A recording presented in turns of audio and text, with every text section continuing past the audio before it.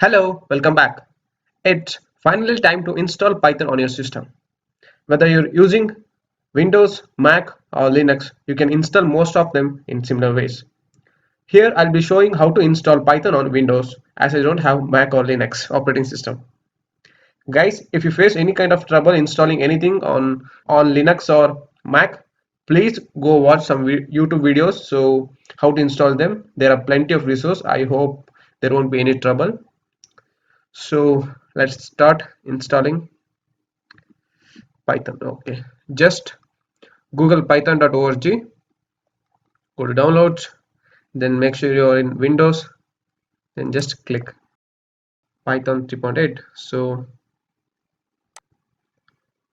you can download wherever you want, just with a path. So I'm downloading it. It may take some time. So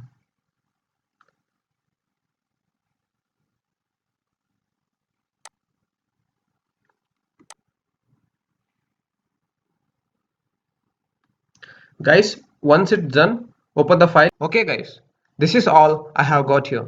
For complete Python developer course from beginner to expert, check the link in the description below. Look into the course description and the content of the course. If you find the course add value to your career, then enroll for it. Remember, what you do today defines your future.